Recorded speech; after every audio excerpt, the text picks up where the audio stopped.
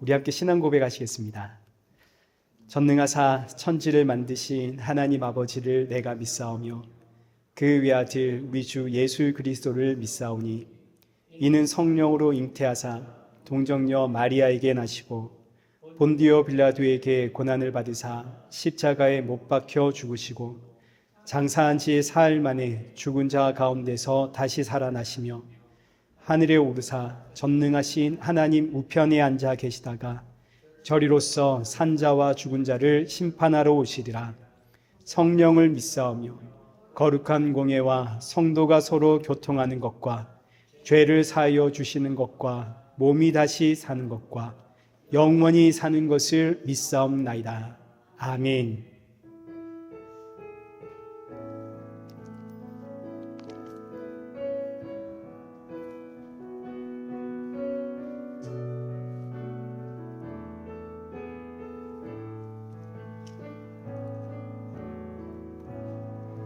하늘의 문을 여소서 이곳을 주목하소서 주를 향한 노래가 꺼지지 않으니 하늘을 열어보소서 이곳에 임재하소서 주님을 기다립니다. 기도의 향기가 하늘에 닿으니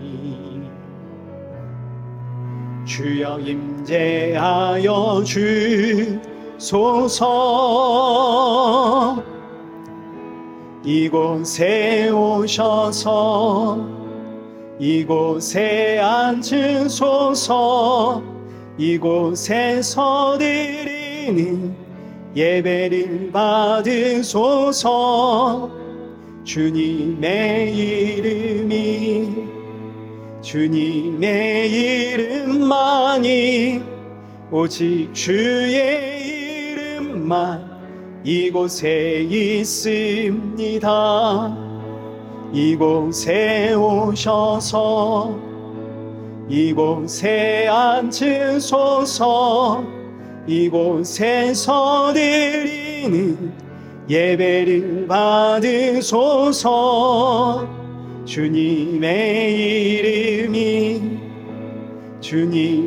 이름만이 오직 주의 이름만 이곳에 있습니다.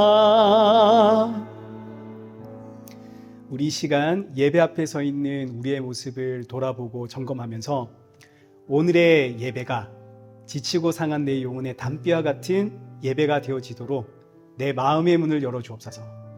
또 나뿐만이 아니라 우리 함께하는 사랑하는 성도들에게도 새 힘과 위로와 평안과 안식의 예배가 되어지도록 은혜 부어 주옵소서. 우리 함께 사모하는 마음으로 기도의 자리로 나아가겠습니다. 기도하겠습니다.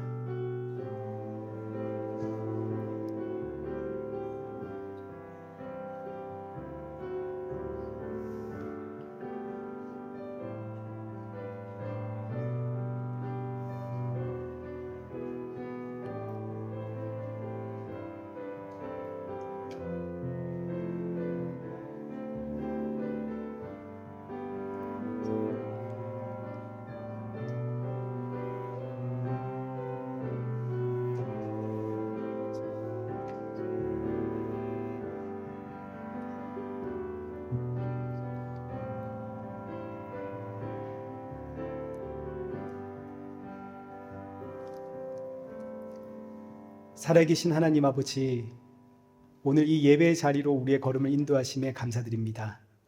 지치고 상한 심령들이 이 자리에 모였사오니 오늘의 예배가 사랑하는 성도들에게 위로와 평안과 안식의 예배가 되게 하시고 주께서 주시는 생명의 말씀 붙잡고 새롭게 시작하는 이 한 주를 버티고 살아가며 또 날이 갈수록 예수님의 그 십자가의 은혜와 사랑이 더욱더 충만해지는 우리 복된 성도들 되게 하여 주옵소서.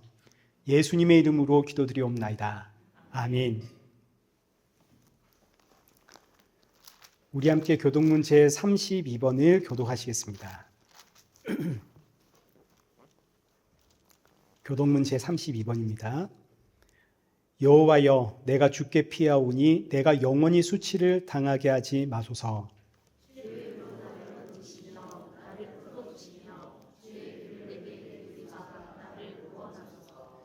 주는 내가 항상 피하여 숨을 바위가 되소서.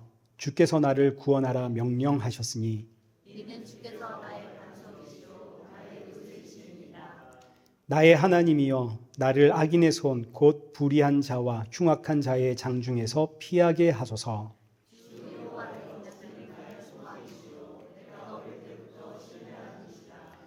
내가 모태에서부터 주를 의지하였으며 나의 어머니의 배에서부터 주께서 나를 택하셨사오니 나는 항상 주를 찬송하리이다. 아멘. 찬송가 36장 함께 찬양하시겠습니다.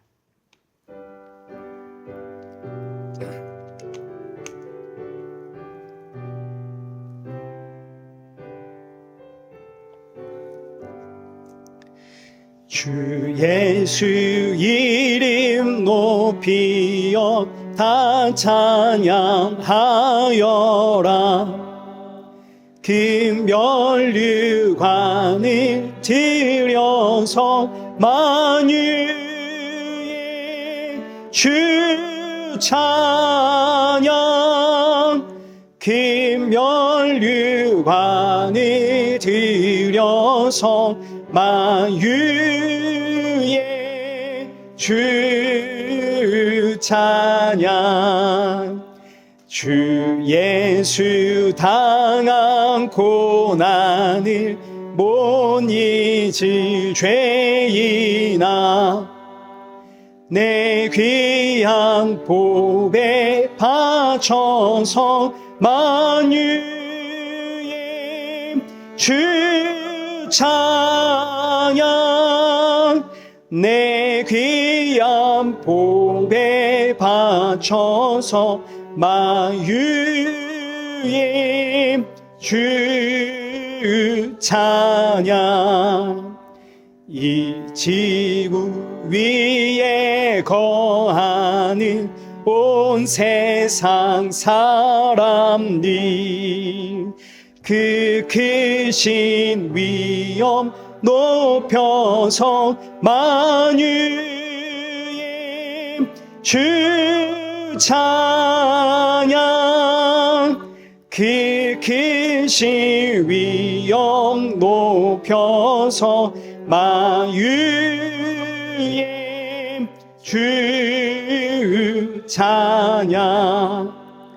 주 믿는 성도 다 함께 주 앞에 엎드려 무궁한 노래 불러서 만유의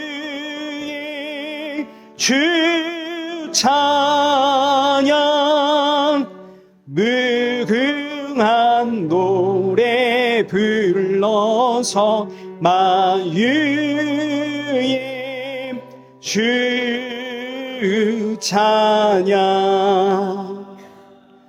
아멘.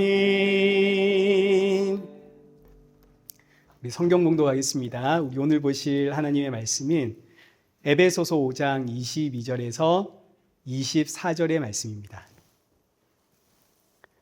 에베소서 5장 22절에서 24절, 우리 한 절씩 교독하겠습니다.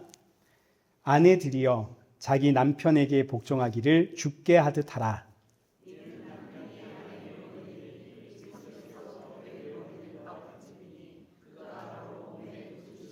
함께 읽겠습니다. 그러므로 교회가 그리스도에게 하듯 아내들도 범사에 자기 남편에게 복종할지니라. 아멘. 우리 교회 소식입니다. 우리 국명숙 할머니 건강을 회복하시고 또 이렇게 나오셔서 너무 감사합니다. 우리 응원하겠습니다. 감사합니다. 그리고 서진 목사님의 사모님이 저희 교회 방문하셨거든요. 2주 일정으로 오셨는데 이제 다음 주에 가십니다. 여기 계십니다. 우리 큰 박수로 환영하겠습니다. 네, 감사합니다. 그리고 또 우리 박 장로님의 가정, 네, 또 이렇게 오셔서 너무 반갑습니다. 네, 감사합니다. 우리 한 달에 한 번씩 오는 건 어떨까요? 네, 감사합니다. 우리 이 시간에 헌금, 그리고 우리 재영이의 친구가 또 저희 교회 방문했거든요. 우리 큰 박수로 환영하겠습니다. 네, 그리고 제 아들이 저 뒤에서 자꾸 저기 서 있거든요. 목사님 옆에. 네. 근데 제 아들이 이번에 그 트리니티 신학과에 입학을 해가지고 본인이 이제 목사처럼, 네네. 사역자처럼 해야겠다. 그래서 제가 가서 훈련을 해라. 그럼 들어올 때 인사하고 그래서 저기 서 있습니다. 이제 매주 서 있으려는 건 모르겠지만 이제 옷차림 단정히 하고 서 있으라고 했는데, 네, 그렇습니다. 여러분, 저희 교회에서 또 귀한 목회자 나올 것 같으니까요. 기도하면서 이제 또 기도로 후원해 주시면 감사하겠습니다. 자, 우리 헌금 봉헌하겠습니다.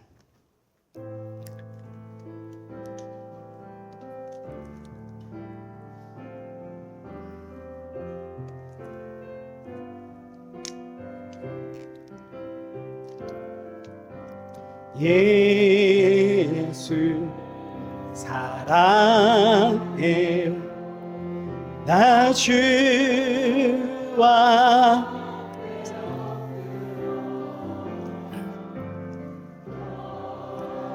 배와 찬양과 함께 드리네. 할렐루야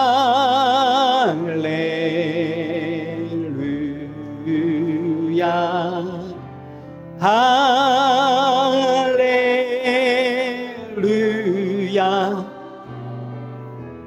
할렐루야 할렐루야.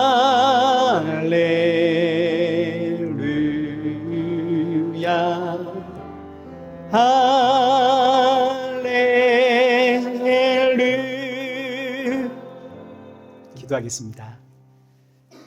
좋으신 하나님, 이 시간 지난 한 주간 동안에 우리의 연약함과 완악함을 고백하오니 용서하여 주옵시고, 예배를 드릴 때마다 우리 주 예수 그리스도의 십자가의 은혜로 이 자리에 설 수 있다는 사실을 기억하며 이 세상의 꿈과 소망과 비전 두지 않고 하나님 나라의 소망을 품고 이 땅에서 나그네로 살아가는 성도가 되어지도록 우리의 마음과 중심을 붙잡아 주옵소서. 귀한 예물 준비하여 드립니다. 헌금을 준비할 때마다 십자가에 죽으시고 부활하시고 그리고 이제 곧 다시 오실 예수님 기억하며 주께 드림이 나의 기쁨이고 나의 모든 것 주의 것임을 고백하는 성도 되게 하여 주옵소서. 예수님의 이름으로 기도드리옵나이다. 아멘. 우리 오늘 본문은 에베소서 5장 22절에서 24절입니다. 아내들이여, 따라합시다. 아내들이여 남편에게 복종해라. 본문 말씀부터 너무 좋죠. 저는 개인적으로 이 오늘 본문과 이 제목이 너무 마음에 듭니다. 성경에 이보다 더 좋은 말씀이 있을까? 여러분은 어떠신가요? 저는 그냥 이 말씀이 입에 쫙 달라붙거든요. 제가 성경 암송 잘 못하는 사람인데 벌써 외웠습니다. 아내들이여 자기 남편에게 복종하기를 죽게 하듯 하라. 근데 이 말씀이 얼마나 중요한 말씀인가 하니 이 짧은 성경 구절에 두 번을 반복합니다. 여기 한번 보십시오. 24절에서는 이 말씀을 좀 더 강조를 합니다. 아내들은 범사에 자기 남편에게 복종할지니라. 지금 이 말씀이 명령문으로 구성이 되어 있거든요. 아주 강력한 하나님의 명령입니다. 무조건 아내들은 이유를 묻지도 말고 따지지도 말고 자기 남편에게 복종해라. 사도 바울이 왜 이런 이야기를 할까요? 이 당시 유대 사회는 가부장적인 사회였습니다. 그리고 유대인들을 지배하고 있었던 로마 사회도 가부장적인 사회였습니다. 근데 얼마나 가부장적인 사회였냐면 유대인들의 기도 중에는 여자로 태어나지 않아서 감사합니다라는 감사 기도 제목이 있을 만큼 가부장적인 시대였습니다. 유대인들이 이렇게 생각했던 이유는 선악과를 누가 먹었나요? 여자가 먹었죠. 여기 디모데전서 2장을 보시면 오늘 본문과 굉장히 유사한 말씀이 나오거든요. 여기 11절 이하의 말씀 보십시오. 여자는 일체 순종함으로 어떻게 하라고요? 조용히 비어라. 여자가 가르치는 것과 남자를 주관하는 걸 허락하지 아니하노니 오직 조용할지니라. 여자는 조용해라. 아무 말도 하지 마라. 그 입을 닫아라. 그 이유를 뭐라고 설명하냐면 12절. 이는 아담이 먼저 지으심을 받고 하와가 그 후며 아담이 속은 게 아니고 누가 속았다고요? 여자가 우리 교회 여성분들이 많은데 지금 대답하기 싫으십니까? 여자가 속아 죄에 빠졌습니다. 여자 때문에 이 사단이 났으니까 여자는 조용해라 이겁니다. 이 말씀은 이제 당시 여자들을 향한 유대인들의 인식이 고스란히 담겨 있는 말씀입니다. 여자들은 잠잠해라. 또 그리고 이 당시 그리스 로마 철학의 기초를 세웠던 여러분 아리스토텔레스 아시죠? 철학자. 아리스토텔레스는 이 여자를 어떻게 표현했냐면 여자는 불완전한 남자다. 발달 장애로 미완성된 남자다. 이렇게 표현을 했습니다.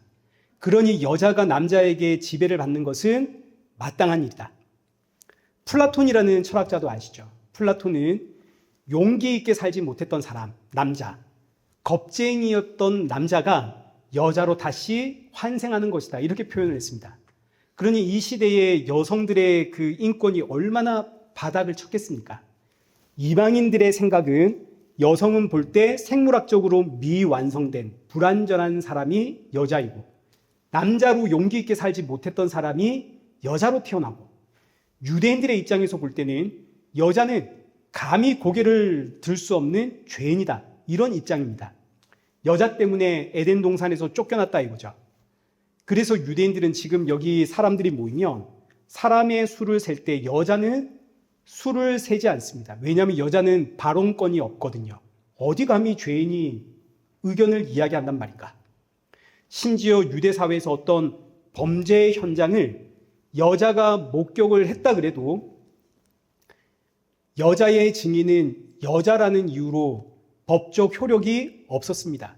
죄인의 이야기는 들을 가치가 없다 이거죠. 이런 시대에 사도 바울이 아내들이여 자기 남편에게 복종해라. 그럼 이제 이 말씀은 이 시대상을 반영한 말씀인가? 그렇지가 않습니다. 이 말씀은 시대가 아무리 변해도 변하지 않는 절대적이고 불변하는 진리의 말씀입니다. 그러나 이 말씀을 문자적으로 우리가 받아들이면 오늘 같은 시대에는 적용할 수가 없습니다. 제가 오늘 아침에 제 처에게 그랬거든요. 남편에게 복종해라. 이 한마디 했다가 제 귀에서 피가 나는 줄 알았습니다. 이 말씀을 문자적으로 적금하면 오늘 같은 시대에는 적용이 안 됩니다. 그러니 문자 이면에 담겨 있는 진리의 말씀을 이해를 해야 되는 거죠. 먼저 이 말씀은 우리가 그동안 살펴보았던 여기 18절 오직 성령으로 충만함을 받아라. 성도가 성령으로 충만함을 받아야 하는 이유는 21절 그리스도에게 복종하기 위해서입니다. 성령으로 충만하면 예수님께 복종하게 됩니다. 그러면 예수님께 복종하는 것은 무엇인가? 실제적인 적용으로 가장 먼저 나오는 말씀이 오늘 본문 22절에 아내들아 남편에게 복종해라입니다. 그러니까 이 말씀은 나는 과연 예수님께 복종하고 있는 성도인가? 나는 예수님을 나의 머리로 두고 예수님의 말씀을 따라 순종하며 살아가는 성도인가를 점검하게 하는 시금석이 되는 말씀입니다. 오늘 본문과 아주 유사한 문법적인 구조와 이 문장 구조와 그리고 메시지를 가지고 있는 성경이 있거든요. 바리새인들이 예수님을 시험해서 묻습니다. 선생님, 가장 큰 계명이 뭡니까? 예수님의 대답이 마태복음 22장 37절. 예수께서 이르시되 내 마음을 다하고 목숨을 다하고 뜻을 다하여 주 너의 하나님을 사랑하라 하셨으니 이것이 크고 첫째 되는 계명이요 둘째도 이와 같으니 내 자신을 내 이웃을 내 자신과 같이 사랑해라. 자, 지금 이 말씀 보시면 가장 큰 계명은 하나님 사랑이죠. 그럼 하나님 사랑은 어떻게 하는 겁니까? 라고 할 때 실제적으로 주어지는 적용의 말씀이 내 이웃을 내 자신과 같이 사랑해라입니다. 하나님 사랑과 이웃 사랑은 한 세트로 함께 가는 거죠. 자, 똑같은 말씀이 누가복음 10장 25절에도 기록이 되어 있는데 누가복음에서는 그 다음의 이야기가 기록되어 있습니다. 하나님 사랑은 이웃 사랑이다. 이 말씀을 들은 바리새인이 예수님께 이제 질문을 하는 겁니다. 여기 29절. 그 사람이 자기를 옳게 보이려고 예수께 여짜오되 그러면 내 이웃이 누구입니까? 지금 바리새인들은 예수님의 이런 이야기는 아주 그냥 생전 처음 들어보거든요. 하나님 사랑이 이웃 사랑이라니. 아니 어떻게 이웃을 사랑하는 것이 하나님을 사랑하는 것이 된단 말인가? 하나님을 사랑한다면 성전에 나와서 뜨겁게 예배하고 찬양하고 기도하고 주신 말씀을 묵상하고 정성을 다해 헌금을 하고 이래야지 어떻게 이웃을 사랑하는 것이 하나님 사랑하는 게 된단 말인가? 그럼 이웃이 하나님과 동급인가? 또 만약 그렇다면 내 이웃은 어디까지가 내 이웃인가? 그래서 묻는 겁니다. 누가 내 이웃입니까? 이때 예수님이 바리새인에게 하는 이야기가 선한 사마리아인의 비유입니다. 어떤 사람이 특정하지 않았습니다. 어떤 사람입니다. 이 사람이 유대인이 될 수도 있고 이방인이 될 수도 있는 거죠. 이 사람이 길을 가다가 강도를 맞았습니다. 매맞고 가진 것을 다 빼앗기고 길에 쓰러졌습니다. 버려졌죠. 죽어갑니다. 이때 한 제사장이 그 사람을 보고 그냥 지나갑니다. 레위인도 그 사람을 보고 그냥 지나갑니다. 이유가 있습니다. 제사장과 레위인은 하나님을 너무너무 사랑하는 사람들이거든요. 하나님을 사랑하니까 부정한 것을 만질 수가 없습니다. 강도를 만나서 피 흘려 쓰러진 이 사람은 제사장과 레위인이 만졌다가는 부정해지거든요. 내가 부정해지면 나는 하나님의 성전에서 일을 할 수가 없습니다. 그러니 우리는 너무나 하나님을 사랑하고 또 하나님의 일을 해야 되기 때문에 길에 쓰러진 이 사람 보고도 그냥 지나가는 겁니다. 하나님 사랑이 더 우선이니까요. 이게 유대인들의 상식입니다. 그래서 고르반이라는 용어가 나온 거 아닙니까? 내 이웃에게 해야 할 것을, 심지어 내 부모에게 해야 할 것을 하나님께 드렸다. 고르반. 이웃 사랑보다 하나님 사랑이 훨씬 더 크니까, 내 부모를 향한 사랑보다 하나님 사랑이 훨씬 더 크니까 내 부모께 대접해야 할 것을 나는 하나님께 드렸다. 고르반. 유대인들의 신앙이고 유대인들의 자랑입니다. 나는 이만큼 하나님을 사랑하는 사람이다. 부모님께 드릴 것조차 하나님께 드린다. 그래서 제사장과 레위인은 하나님을 사랑하기 때문에 길에 쓰러져 있는 이 사람 보고도 그냥 지나가는 겁니다. 근데 한 사마리아인은 길에 쓰러진 사람, 이 사람 업고 여관에 가서 치료해주고, 그리고 이 사람이 다 나을 때까지 돌봐주라고 여관 주인에게 돈까지 맡깁니다. 자, 이 이야기하면서 예수님이 묻죠.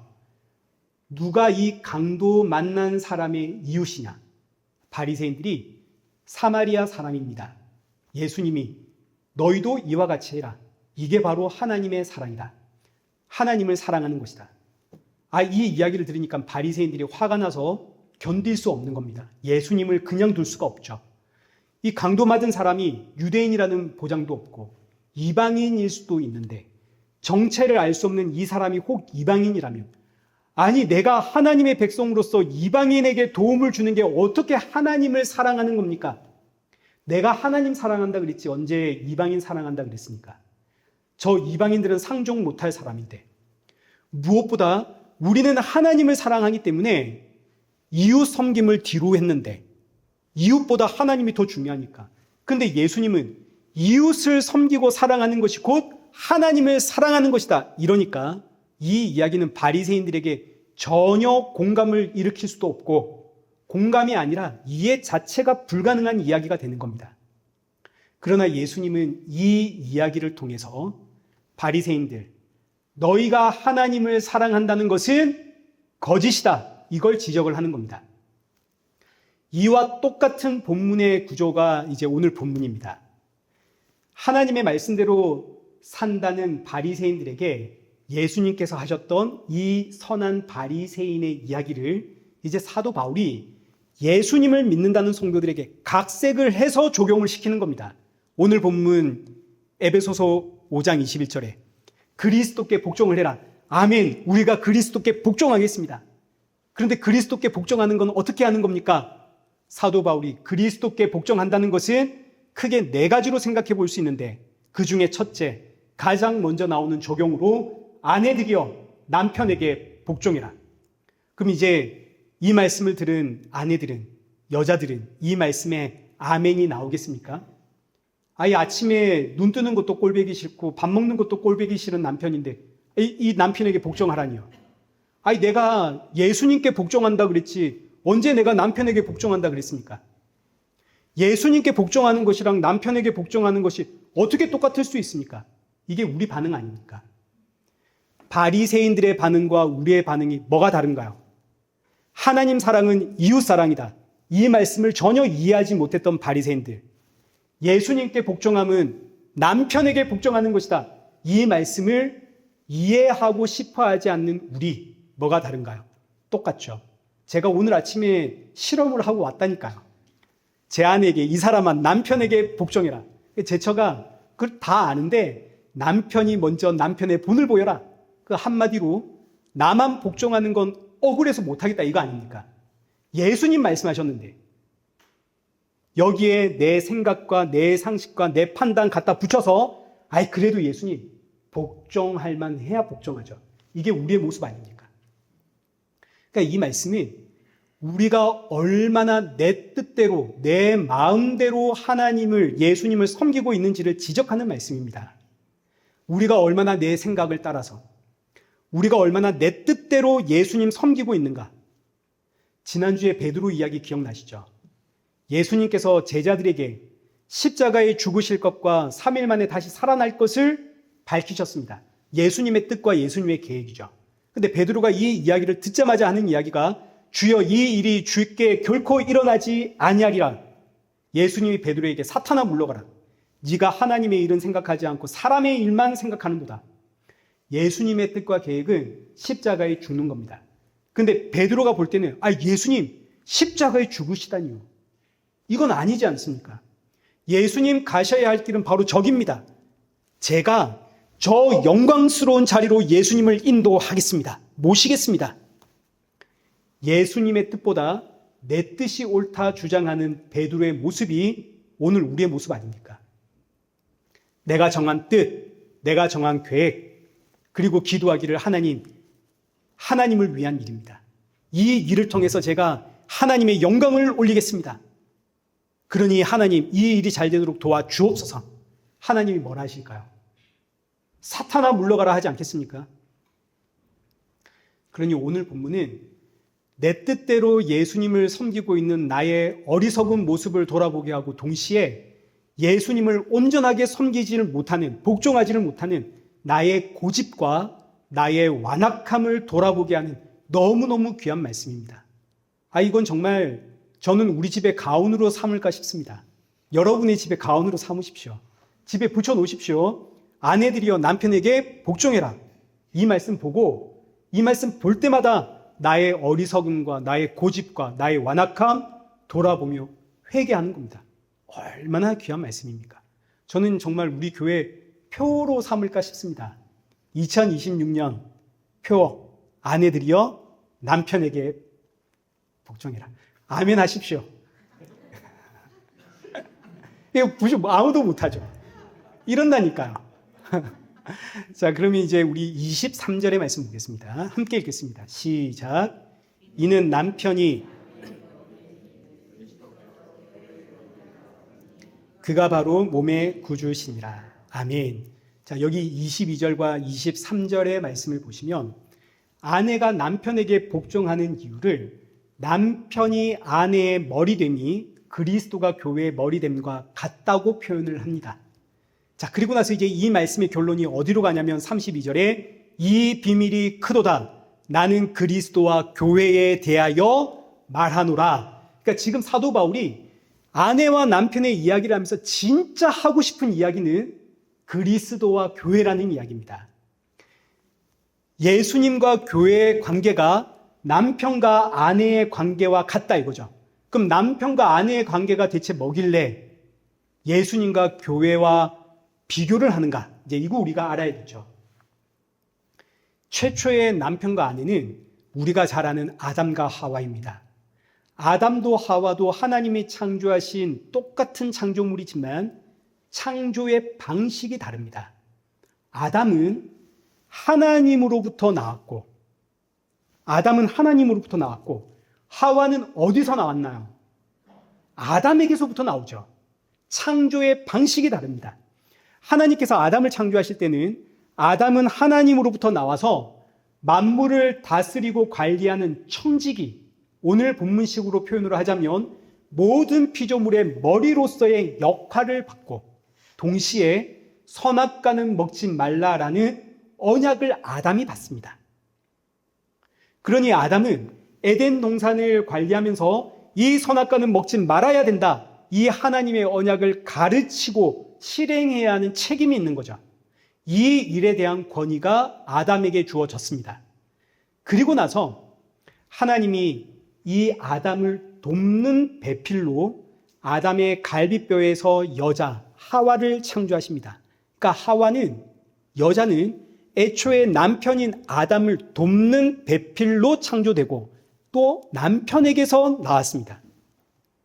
그러니 하와는 남편이 하나님의 언약을 지키고 행하는 일에 있어서 그 남편이 하는 일에 복종하며 남편을 도와야 하는 거죠. 이게 하와의 역할입니다. 그러니 남편의 역할과 하와의 역할은 애초에 다르죠. 하나님이 창조하신 창조의 목적이고 창조의 질서입니다.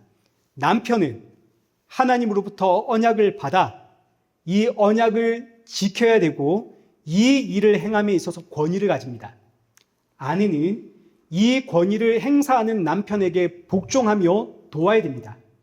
창조의 목적이고 창조의 질서입니다. 근데 이 창조의 질서가 깨졌죠. 어떻게 깨졌나요? 대답을 하기 싫죠. 아내가 남편에게 복종을 하지 않고 선악과를 먹었다는 거 아닙니까? 그리고 남편은 아내가 주는 선악과를 먹음으로써 하나님이 주신 권위를 스스로 버렸습니다. 그 결과 하나님이 세우신 창조의 질서가 깨졌을 뿐만 아니라 하나님이 주신 가정의 질서도 깨집니다. 이제 남편은 뭔가 권위가 있다는 건 아는데 이 권위가 어떤 권위인지를 모르니까 남편들은 이제 폭력과 억압과 고집과 자기 생각과 자기 판단과 자기 뜻과 자기 힘으로 가정의 권위를 세우려고 합니다.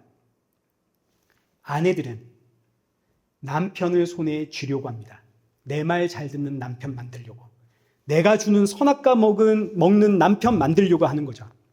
그래서 흔히 남편은 아내하기 나름이다 이런 이야기 하죠. 바보 온다를 장군으로 만든 게 평강공주. 아내가 내조를 잘 해가지고 남편이 훌륭한 사람이 되었다. 이 이야기는 결국 누구 말 잘 들어라? 아내 말 잘 들어. 아내 말 잘 들으면 자다가도 뭐가 생기나요? 떡이 생기죠. 이게 전부 선악과를 먹은 여자들의 주장입니다. 그러니 남편은 보십시오. 참된 권위가 뭔지를 모르니까 내 힘으로 가정의 권위 세우려고 하고 아내는 그 남편을 잡으려고 하고 근데 이걸 누가 보고 배우나요? 우리 자녀들이 보고 배우죠. 악순환의 연속이 되는 겁니다. 아담과 하와 이후로 지금까지 가정의 질서는 깨져버렸습니다. 가정이 평화롭다 말이 안 되는 겁니다. 가정은 평화로울 수가 없습니다. 근데 보십시오. 이 아담과 하와의 이야기가 누구의 이야기일까요? 하나님으로부터 나와서 하나님으로부터 언약을 맺은 이 아담은 누구의 이야기입니까? 예수님의 이야기죠. 창세전에 아버지와 아들이 언약을 맺으시고 아버지로부터 성령으로 잉태되어 이 땅에 오시어 아버지가 맡기신 그 언약을 지키시는 바로 예수님이 아담입니다. 첫 아담은 장차 오실 예수님의 모형입니다. 그럼 하와는 누굴까요? 하와는 저와 여러분이죠. 선악과를 먹은 하와는 단순히 여자가 먹었다 이게 아니라 저와 여러분이 하와입니다. 우리가 선악과를 먹었다고요. 자, 그러니 보십시오. 아담이 예수님입니다. 예수님의 갈비뼈에서 하와가 나왔죠. 똑같은 방법으로 예수님 십자가에서 그 옆구리에 창이 찔려가지고 그 옆구리에서 피와 물이 쏟아짐으로 누가 나왔나요? 교회가 나왔죠. 교회는 건물이 아니라 저와 여러분이 교회입니다. 우리는 예수님의 갈비뼈가 찢어지고 깨짐으로 말미암아 다시 태어난 하와입니다. 그러니 하나님은 십자가 사건으로 무너지고 깨진 창조의 질서를 다시 세우십니다. 창조의 질서가 뭔가요? 남편은 하나님의 언약을 이행하고 아내는 그 남편의 권위에 복종하는 게 창조의 질서죠. 그럼 이제 오늘 본문 23절 다시 보십시오. 하반절에 교회의 머리가 되시는 예수님을 뭐라고 표현을 합니까? 그가 바로 몸의 구주시라. 몸의 구주시라. 이게 하나님으로부터 받은 언약입니다. 구주라는 단어가 구원자, 보호자라는 뜻이거든요. 하나님으로부터 나와서 하나님께 받은 언약, 구주로서의 보호자로서의 언약을 이행하시는 분, 우리를 구원하시고 보호하시고 지키시고 다스리시는 그 예수님이 우리의 뭡니까? 남편이라는 이야기죠. 아내는 누군가요? 저와 여러분이 아내죠. 남편에게서 나와 남편의 권위에 복종하는 아내는 저와 여러분입니다. 그동안 우리는 어디에 복종하며 살았습니까? 에베소서 2장 2절. 그때 너희는 그 가운데 행하여 이 세상 풍조 따르고 공중의 권세 잡은 자를 따랐으니 곧 지금 불순종의 아들들 가운데서 역사하는 영이라. 전에는 우리도 다 그 가운데서 우리 육체의 욕심을 따라 지내며 육체와 마음에 원하는 것을 하여 다른 이들과 같이 본질상 진노의 자녀이었더니 우리는 세상 권세에 복종하며 살았던 본질상 진노의 자녀입니다. 근데 이런 우리를 이어지는 5절 허물로 죽은 우리를 그리스도와 함께 살리셨고 너희는 은혜로 구원을 받은 것이라. 이런 우리를 예수님이 십자가에서 사로잡아서 하나님의 자녀가 되게 하였고 예수님의 신부 되게 했습니다. 그러니 부부로서 남자와 여자가 있고 부부로서 남편과 아내가 있지만 그러나 우리 가정의 진짜 남편은 누군가요? 예수님이 되시죠. 그러니 예수님의 신부, 아내가 된 우리가 신랑이신 예수님께 복종하는 건 지극히 마땅하고 지극히 당연한 일입니다. 이게 창조 질서의 회복이고 가정의 회복입니다. 그러니까 아내들이여 남편에게 복종해라 이 말씀은 결국 누구로 충만한 가정 되게 해라? 예수님으로 충만한 가정 되게 해라. 예수님의 십자가가 세워진 가정 되게 해라. 이 이야기입니다. 아버지는 권위를 세우려고 어머니는 그 아버지를 잡으려고 하고 집안이 엉망진창인데 그럼에도 불구하고 아버지와 어머니가 예수님 앞에 복종하려고 하는 바로 이 모습을 우리 자녀들이 보고 배워야 한다고요. 우리 집의 진짜 머리는 예수님이시구나. 자, 그리고 동시에 오늘 본문 23절 이 말씀은 남편과 아내의 역할을 우리에게 알려주는 말씀입니다. 여기 23절 다시 한번 보십시오. 이는 남편이 아내의 머리됨이 그리스도께서 교회의 머리됨과 같음이니. 자, 지금 남편과 아내의 역할을 이야기를 하는 겁니다. 먼저 남편은 아내의 머리가 됩니다. 이걸 기분 나쁘게 생각하시지 마십시오. 창조의 질서입니다. 남편은 아내의 뭐라고요? 머리. 이는 마치 예수님이 교회의 머리가 됨과 같아. 여러분, 예수님이 교회의 머리를 어떻게 머리가 되셨나요? 예수님이 십자가의 죽으심으로 머리가 된 거 아닙니까? 로마서 5장 8절 우리가 아직 죄인 되었을 때에 그리스도께서 우리를 위하여 죽으심으로 하나님께서 우리에 대한 자기의 사랑을 확증하셨느니라. 우리가 죄인 되었을 때에 구약의 표현으로 하자면 이게 바로 음행입니다. 아내들이 아내의 역할을 하지 않습니다. 남편을 두고 바람이 났습니다. 그런데 그럼에도 불구하고 이 아내를 살리려고 죽기까지 섬김으로 아내의 머리가 되신 예수 그리스도. 이게 바로 남편의 역할이다 이겁니다.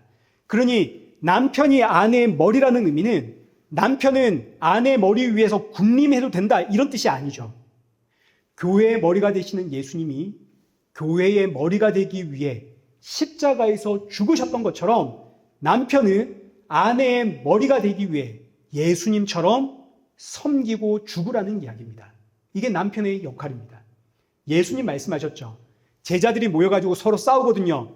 나중에 예수님이 한 자리 차지하실 때 우리 중에 누가 더 크냐 논쟁을 할 때 예수님이 뭐라고 하시냐면 마태복음 23장 11절 너희 중에 큰 자는 어떤 자라고요? 너희를 섬기는 자다. 마가복음 10장 43절 너희 중에 누구든지 크고자 하는 자는 너희를 섬기는 자다.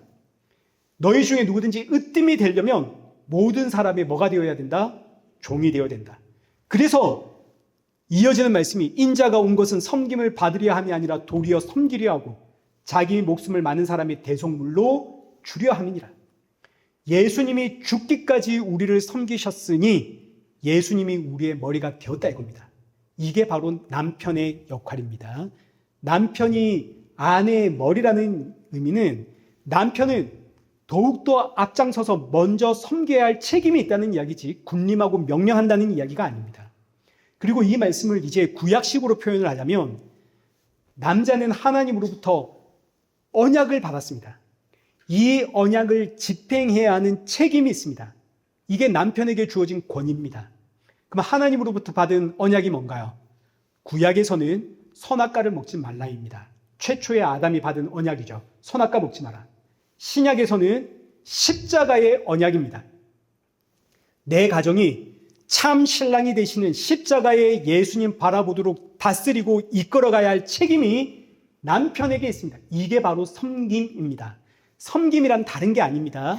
무슨 내가 보다 더 헌신하고 내가 보다 더 고생하고 이런 게 아니라 이건 섬김의 방법인 것이고 섬김이란 내 가정이 십자가의 예수님 바라보게 하는 게 섬김입니다. 예수님의 섬김을 우리가 십자가라고 하지 않습니까? 그러나 엄밀히 말하면 십자가는 섬김의 방법인 것이고 예수님의 섬김의 목적은 너와 나로 하여금 예수님을 믿게 하는 거 아닙니까? 이게 섬김입니다. 그러니 남편은 내 가정이 십자가의 예수님을 바라보도록 이끌어 가야 할 책임이 있고 여기에 남편에게 권위가 주어지는 겁니다.